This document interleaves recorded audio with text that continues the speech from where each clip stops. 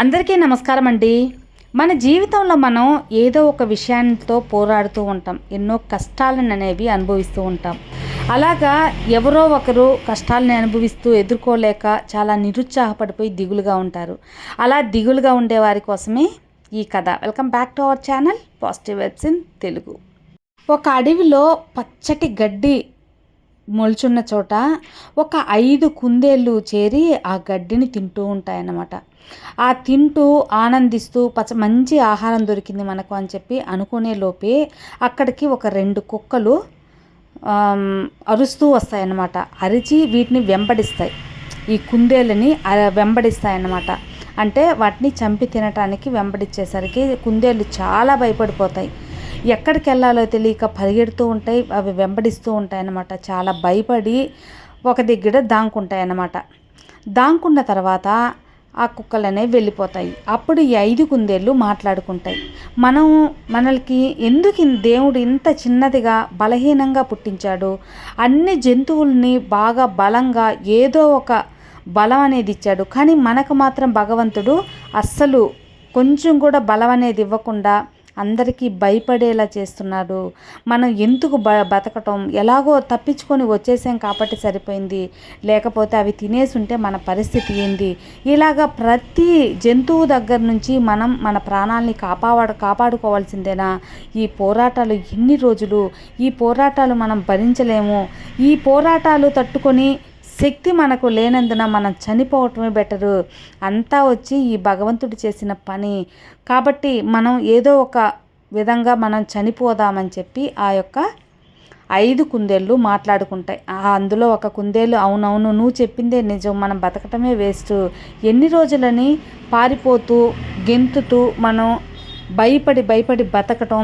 అన్ని జంతువుల్ని మంచిగా క్రూరంగా వాటిని అవి కాపాడుకునేలా పుట్టించాడు భగవంతుడు. కానీ మనల్ని మాత్రం ఇంత బలహీనంగా పుట్టించాడు. నువ్వు చెప్పిందే కరెక్ట్, మనం చనిపోవడమే సరైనది, దీనికి పరిష్కారం, వెళ్ళి చనిపోదాము అని చెప్పి ఒక నది దగ్గరికి పోయి నీళ్ళల్లో దూకేద్దాం. నీళ్ళల్లో దూకితే మనం బయటికి రాలేం కాబట్టి మనం ఈజీగా చనిపోవచ్చు అని చెప్పి ఆ కుందేళ్ళు నిర్ణయించుకుంటాయన్నమాట.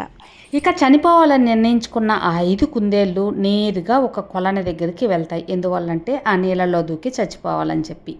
ఆ కొలని గట్టు మీదకి వెళ్ళేసరికి అక్కడ ఆ కొలని చుట్టూ ఉన్న కప్పలు ఈ యొక్క కుందేళ్ళ అలికిడిని చూసి గబగబా ఆ నీళ్ళల్లోకి అనేది దూకి పారిపోతాయి అన్నమాట. అంటే బిన్నిగా పారిపోయినట్టు వెళ్ళిపోతాయి. అంటే కప్పలు ఏదైనా అలికిడి వింటేనే తప్పించుకొని వెళ్ళిపోతాయి కదా, అలా వెళ్ళిపోయి కొలంలోకి దూకేస్తాయి అనమాట. అప్పుడు వీటికి అనుమానం వస్తుంది.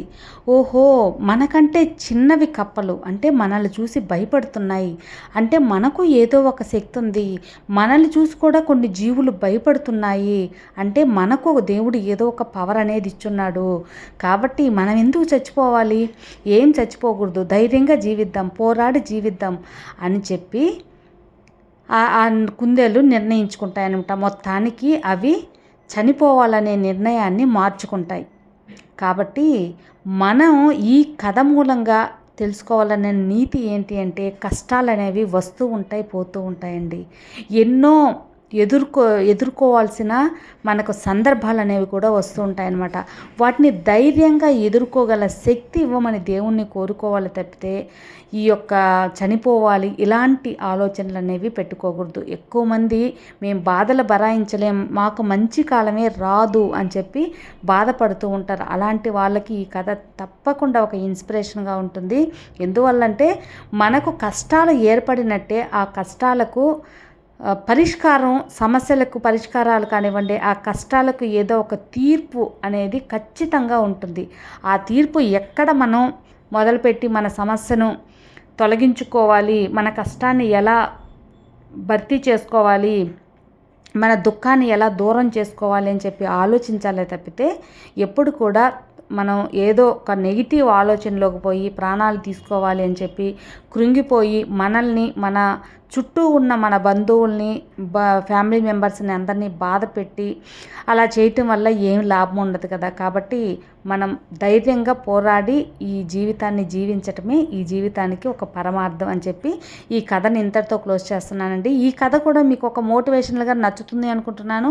నచ్చితే లైక్ చేయండి, మరి కొంతమందికి షేర్ చేయండి. కొత్తగా మన ఛానల్ చూస్తే సబ్స్క్రైబ్ చేసుకొని బెల్ యాక్టివేట్ చేసి ఆల్ అనే ఆప్షన్ క్లిక్ చేస్తే నేను కొత్త వీడియో పెట్టిన వెంటనే మీ వరకు వచ్చేస్తుంది. మరో మంచి వీడియోతో మళ్ళీ కలుద్దాం. అంతవరకు have a good day friends. Thank you for watching. Bye.